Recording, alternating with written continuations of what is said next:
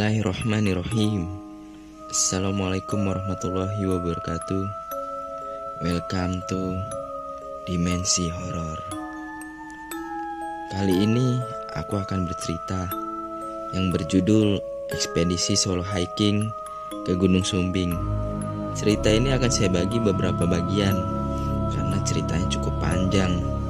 Dan ini bagian yang pertama.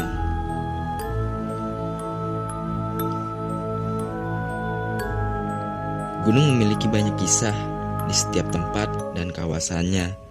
Terlebih tanah Jawa yang kental akan mitos dan legendanya. Cerita ini hanya sebagai pengunggah nurani, agar kita senantiasa mendaki dengan selalu berpuji akan kebesaran Tuhan. Jangan kau bawa sikap jumawa dan angkuhmu di tempat yang belum pernah kau kenali, karena yang masuk belum tentu bisa kembali. Sikap angkuh dan jumawamu adalah sikap yang akan menjadi bebanmu dan malapetakamu. Jadilah rendah seperti tanah. Tanah tetap diam diinjak, tapi suatu saat bahkan tanpa tenaga, siapa yang menginjak tanah pasti akan dikubur oleh tanah.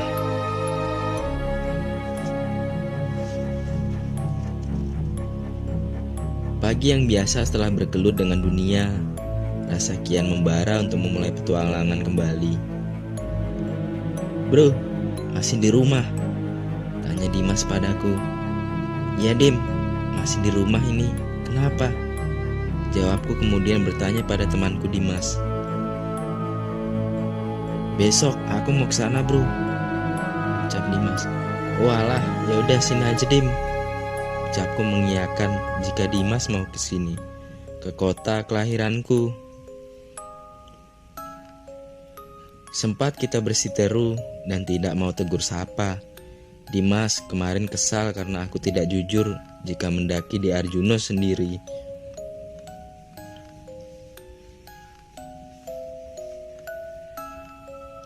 Singkat cerita, Dimas sampai rumah kakakku.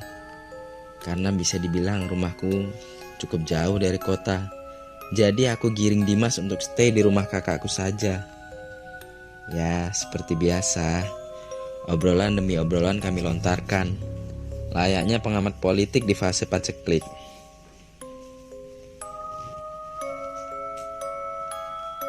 Aku dan Dimas memang begini, kritis, melankolis, humoris, dan tentu saja agamis. Aku dan Dimas kebetulan juga pernah di Ponpes yang sama di perbatasan Jatim. Maka kami sangat nyambung, dan topik pembicaraan lebih banyak beratnya. Tiba-tiba pertanyaan yang tidak aku ingin dengar dari mulut Dimas pun keluar juga. Pertanyaan yang sangat membuatku menyesal. "Bro, kenapa lo kamu bohong sama aku?" "Kenapa bohong?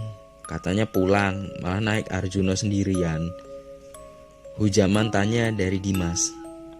Aku bingung mau jawab apa Dim. "Maaf lo, aku hilaf," ucapku penuh sesal. Lalu muncul kembali tanya dari Dimas yang membuatku kaget. "Sudah dapat apa yang kamu cari bro?" Pertanyaan Dimas yang sontak membuatku kaget. "Itu yang di latar karangan rumah, itu yang kamu dapat," ucap Dimas yang sekali lagi mengagetkanku. "Maksudnya Dim?" ucap dan tanyaku kebingungan. "Itu makhluk besar berliur setinggi 5 meter itu dari sana kan?" "Hah? Dim, jangan ngaco. Aku gak ngerasa bawa apa-apa dari sana. Apalagi makhluk seperti itu," jelasku. "Dia ikut kamu sekarang bro," ucap Dimas. Aku kaget. Tidak tahu sebenarnya apa yang dimaksud Dimas. Wujud besar, berliur, dan setinggi 5 meter. Makhluk apa itu? Ucapku dalam hati masih saja belum paham akan ucapan Dimas. "Gini bro, aku jelasin wujudnya. Kamu memang gak sadar dia ikut, Tapi aku yakin kamu pernah ketemu sama ini makhluk. Jelas Dimas, dan hanya aku balas anggukan kepala. Dia berbadan besar, kekar, sorot matanya sangat tajam dan sadis, berekor dan kepalanya macan. Pernah bertemu dengan makhluk ini? Ucap Dimas dan membuatku langsung menelan ludah. Timbul tanya di benakku dan akhirnya terlontar. Apakah makhluk itu membuat tombak, Dim? Refleks aku mengajukan pertanyaan itu pada Dimas.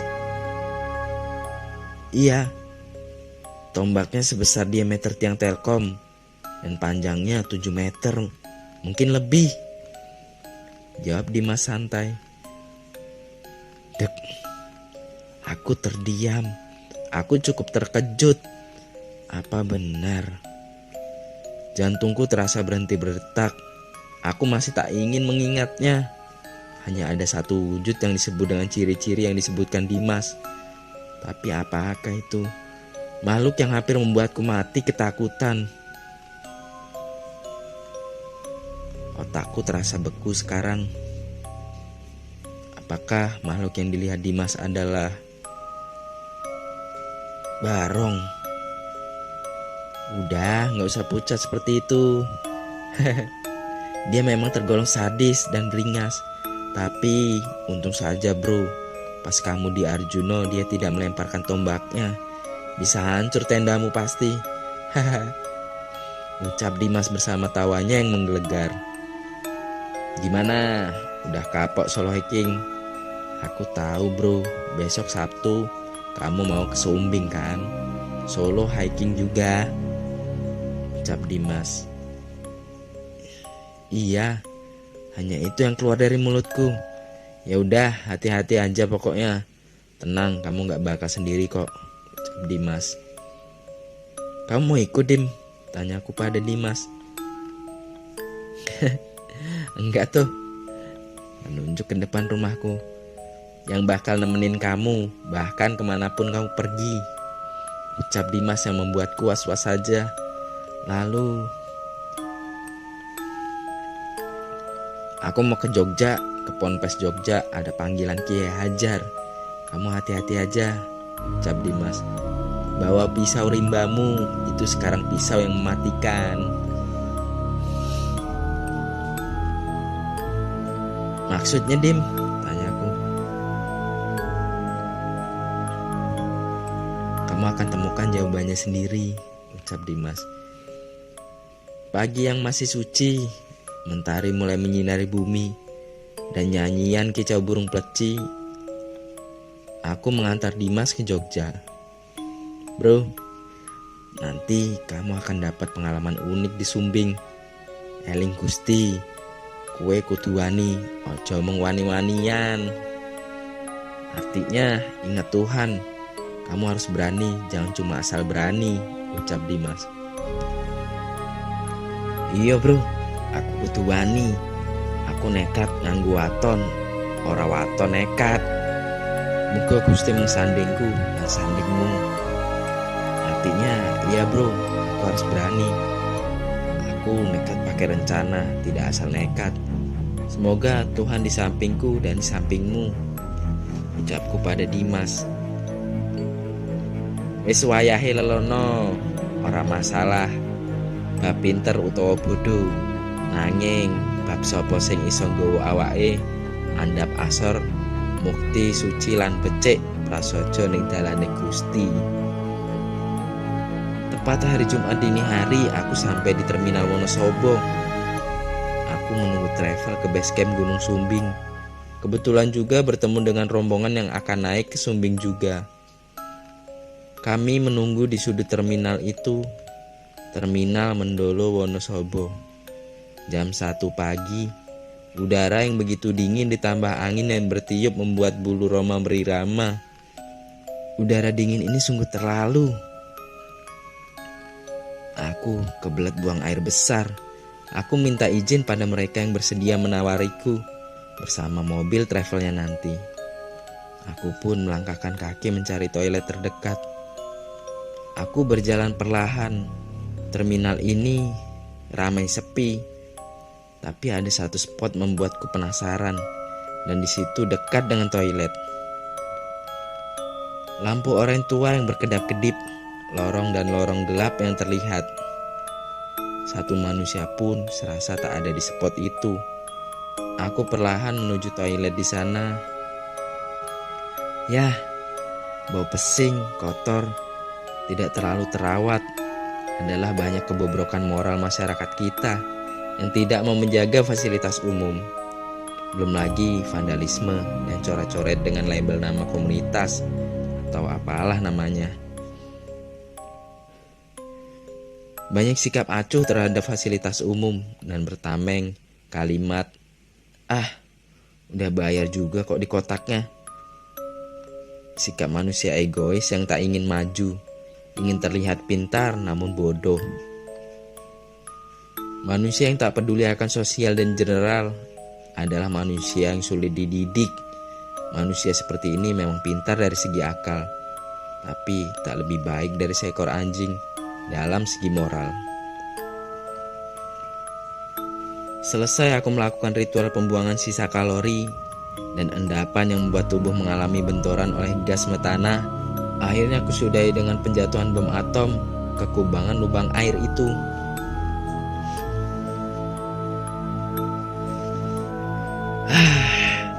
Lega. Aku pun keluar dari bilik bau pesing dan busuk seperti pesing dan busuknya mulut janji-janji wakil rakyat yang tak pernah ditepati. Asu, umpatku, karena lama-lama tak tahan dengan bau ini. Yo, dolanan watu dakon, watu ireng, cacai, pitu. Sayup-sayup terdengar lagu dengan bahasa Jawa. Lagu dolanan, lagu anak kecil. Aku tetap melangkahkan kaki keluar dari toilet itu.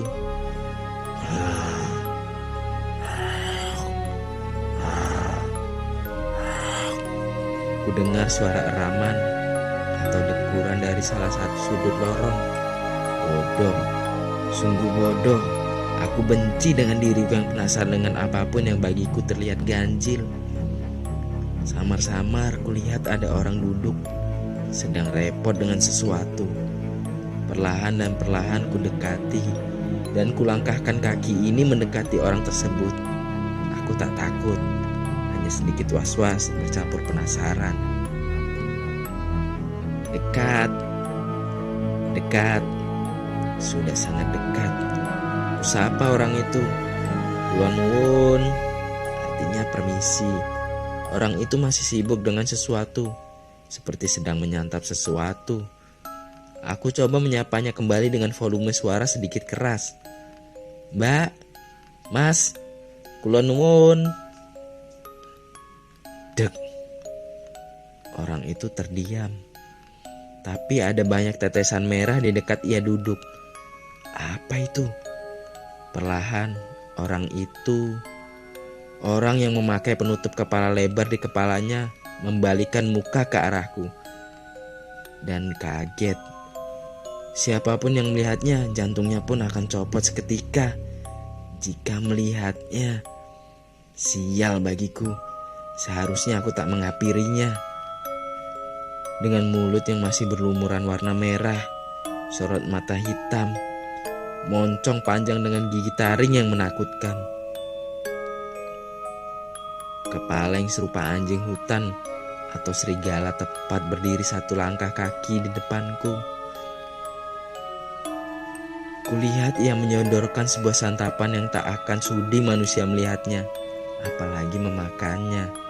Itu adalah sepotong tangan dengan lumuran darah segar yang masih mengalir. Mau mas? Hihihihi. Suara itu keluar dari mulut orang itu. Gelengan kepala, hanya itu yang langsung aku lakukan. Mataku hanya bisa melotot ngeri. Ludahku tak hentinya aku telan. Sial, pemandangan macam apa ini? Perlahan orang itu kembali sibuk dengan santapannya. Aku tak mau berlama-lama melihat pemandangan ngeri ini. Kulangkahkan kaki menjauhi tempat orang itu duduk. Aku menuju ke tempat menunggu travel lagi. Wajahku mungkin masih pucat. Tapi aku tetap tersenyum dan menyimpan tentang apa yang aku lihat tadi. Mobil setara ELF pun tiba. Kami masuk dan menuju base camp Sumbing. Aku memilih tidur agar tidak terlalu memikirkan hal tadi. Mas, bangun. Ku dengar suara dan tepukan bahu membangunkanku. Alhamdulillah, sudah sampai di base camp Sumbing. Aku pun turun, tapi berbeda dengan BC, dengan teman-teman kenalan di terminal tadi. Ya, karena aku berencana naik siang hari. Kabut lembut menemaniku dalam rasa kalut. Hanya dalam kecup hangat yang redup, rasa dan karsa mengaduk nestapa. Rencana hanya bualan saja. Kulangkahkan kaki menuju BC yang biasa menjadi tempatku menulis puisi. Ya, di situ rumah sementaraku sebelum menjejaki lebatnya rimba yang penuh akan rahasianya. Jelek. Suara seseorang yang masih basah kuyup oleh embun pagi buta. Waalaikumsalam warahmatullahi, jawabku. Misi mas, hampir tidur, ucap pria itu yang masih menggunakan buff dan pakaian oranye. Wah, dia membuka buff itu. Alwi, ucapku pada pria yang ternyata adalah orang yang ku kenal. Ya, pria dengan postur tak terlalu tinggi, namun terlihat kekar dengan seragam serba oranye beserta baret yang menempel di kepalanya. Wah, bala, kue kok neng kene? Ucap temanku, sebut saja Alwi, bukan nama sebenarnya. Aku harap munggah. Wis gatel iki sikilku. Artinya, aku mau naik Al. Sudah gatel ini kakiku, ucapku pada Alwi. Alwi, kue berjaga ngendi? Artinya, Alwi kamu habis jaga di mana? Tanyaku.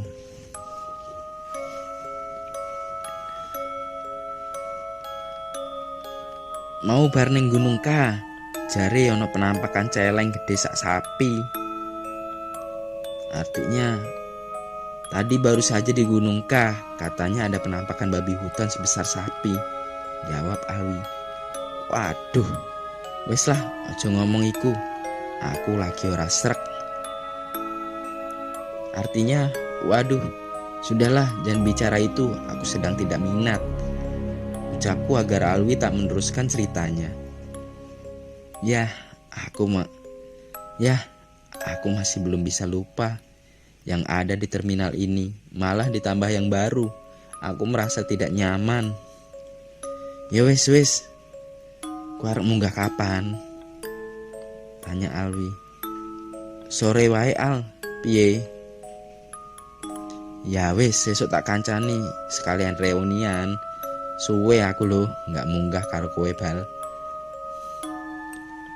jawab Alwi dengan mata berbinar-binar karena akhirnya bisa kembali naik bersamaku. Bukannya mau jumawa atau sombong atau sok-sokan, tapi memang aku jarang mau diajak naik bersama, kecuali memang aku sendiri yang mengajak. Ya aneh, begitulah aku. Kami pun bercanda ria dan lepas tertawa akan semua cerita lama kami. Cerita kami di mana masih bertemu sebagai pendaki cupu dan belum ultra like seperti ini. Ya, masih suka nyewa dulu, soal peralatan, belum punya milik pribadi. Canda demi canda kami suguhkan bergantian. Sebungkus rokok ayam, tentrem, dan kopi hitam. Papal api pun ludes beberapa jam, menemani perbincangan para pemuda pendaki tanpa dambaan hati. Azan pun melakukan seruan panggilan kemenangan. Air dingin gunung membasahi suci kulit ini. Dan siraman lantunan bacaan sholat mengiringi kolbu dalam pagi dan syahdu. Tak lupa kami membaca kitab suci, membaca kalimat ilahi untuk berterima kasih atas nikmat yang Tuhan beri. Pagi, Surya menyemburkan sinar-sinarnya. Kami pun tidur dan lelap dalam bayang hangat surya pala. Serasa dipeluk Sang Hyang Batara Guru dalam kidung alam swarga loka. Aku pun terbangun menandakan sudah siang. Saat telah tiba di mana waktuku menghirup nafas segar Edelweiss. Karena kemarin aku masih penat dengan kesibukan kota yang sangat monoton dan penuh kepalsuan.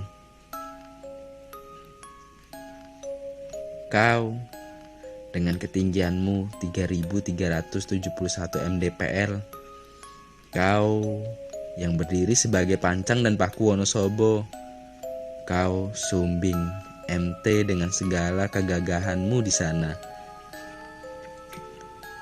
Mungkin tak heran bagi diriku atau orang lain dengan kere dan tongkat gunung sebagai kaki ketiga itu bila menginginkan serta menapakkan kaki-kaki kami di puncakmu yang megah dan sangat menawan akan keindahannya. Namun tak seru bagiku bila aku tak mengambil jalur yang menurutku ada sesuatu yang memanggilku dan ada rasa kangen yang mendalam di sana. Jalur dengan hamparan sabana dan berjuta cerita yang takkan pernah kulupa. Alwi sebelumnya pamit pulang dulu, ingin ganti baju dan membawa peralatan gunung dan survive-nya. Aku menunggu di sini di warung kopi dekat base camp itu.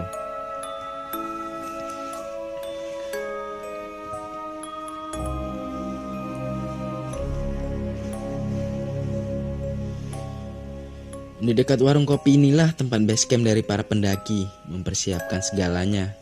Bahkan kami membayar simaksi saja, ada juga yang dari sini. Sejuk, nyaman, damai. Ya beginilah suasana base camp di atas awan. Singkat cerita namun tetap kesuguhkan, padat dan apik. Kami, aku dan Alwi memang suka sekali menyesap sedikit kopi di tempat ternyaman bagi kami di sini. Sampailah pada waktu itu. Sesudah simaksi, kubayar dengan uang kerja dari Laden tukang batu waktu itu. Dan kami melanjutkan perjalanan menggunakan alat transportasi yang umum di sana. Kalian boleh menebak apa itu? Karena aku tak ingin bercerita tanpa ada rasa penasaran bagi kalian yang membaca. Sampailah kami di lahan parkiran itu dan melanjutkan ke pos 1 yang merupakan sesuatu di pikiran kami berdua. Bagaimana tak mengundang pikiran kami? Di pos 1 ini aku telah disambut oleh gending Jawa yang sangat terasa akan kemistisannya. Gending Jawa dengan alunan lembut namun melambangkan ketegasan yang tiada tara. Silih ku dengar. Bro, kamu sudah bayar simaksi kan? Itu, ayo kita ke petugasnya agar cepat diproses dan didata apa yang kita bawa, bro. Ucap Alwi mengajakku. Siap, wes pokoknya. Tapi, apa kamu tidak mendengar suara itu? Ucap tanyaku pada Alwi.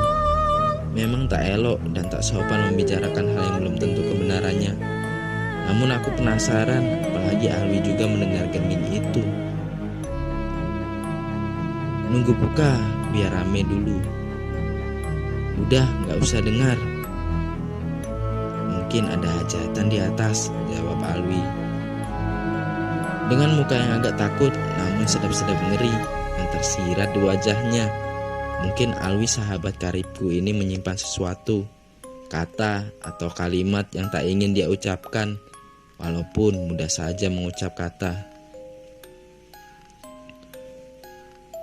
Tak butuh waktu lama kami telah menyelesaikan segala syarat administrasi dari petualangan semu nan indah ini.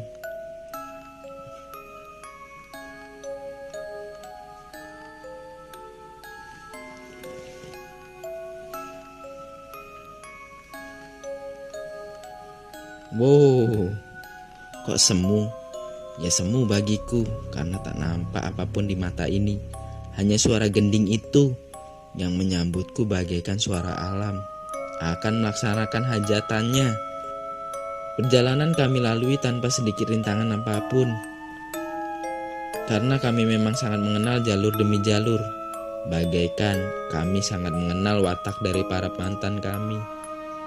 Lucu, sangat lucu sekali. Bagaimana tidak, kami telah belasan kali naik ke sana, namun tetap merasa asing dan janggal. Apakah ini yang dimaksud dengan pertemuan yang sangat syarat dengan penantian? Mungkin akan ada yang menantiku di sana, seseorang atau sesosok yang selama ini memberiku arah akan kehidupan di puncak sumbing nan perkasa. Tak pernah memang di jalur ini kami tak bertemu dengan seseorang pun. Bahkan para porter pembawa bahan-bahan makanan yang disediakan oleh warung di atas saja tak kami dapati. Kami berdua saja dalam alunan gending yang sedari tadi mengiringi kami. Sempat aku melihat kaki terbungkus sepatu milikku. Apakah masih menapak di tanah atau ada di atas awan? Memang takut kalau tiba-tiba diri ini melayang entah kemana dan diangkat oleh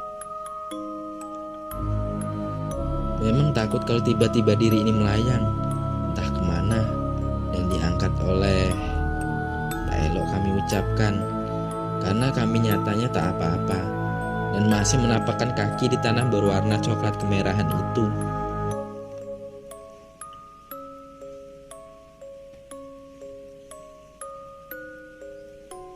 Kami percepat arah kaki kami ke atas dengan dibayangi sejumlah kayu dan tumbuhan yang tak seberapa besar itu.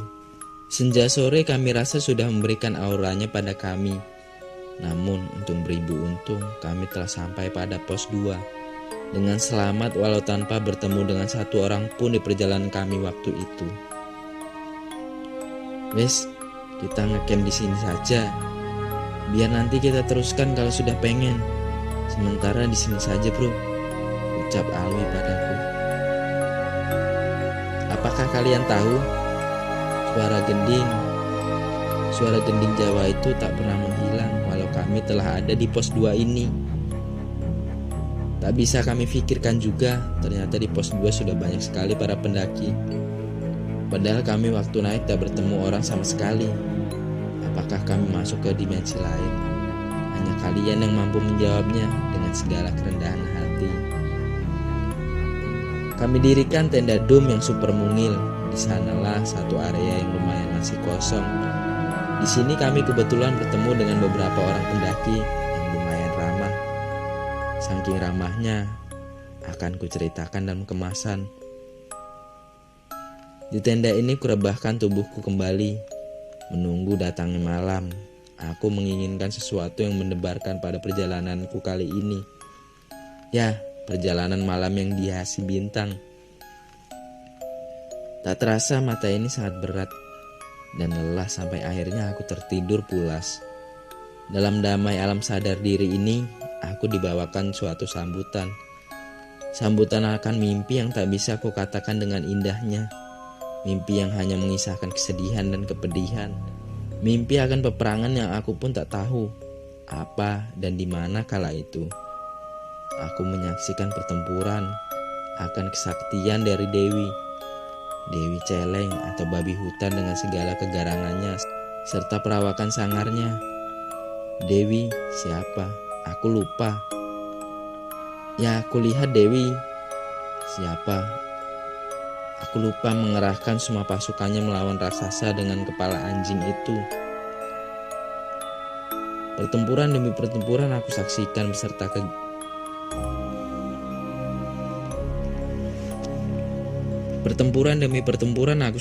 beserta kengeriannya.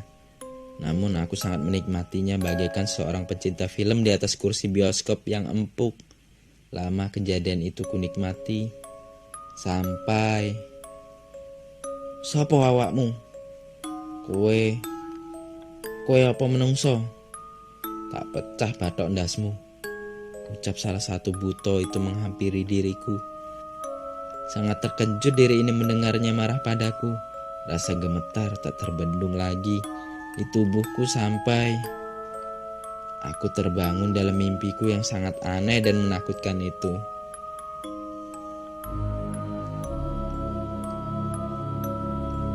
Baiklah, mungkin ini sedikit cerita yang berjudul Ekspedisi solo hiking di Gunung Sumbing, karya Patrick Eknik, pada bagian pertama.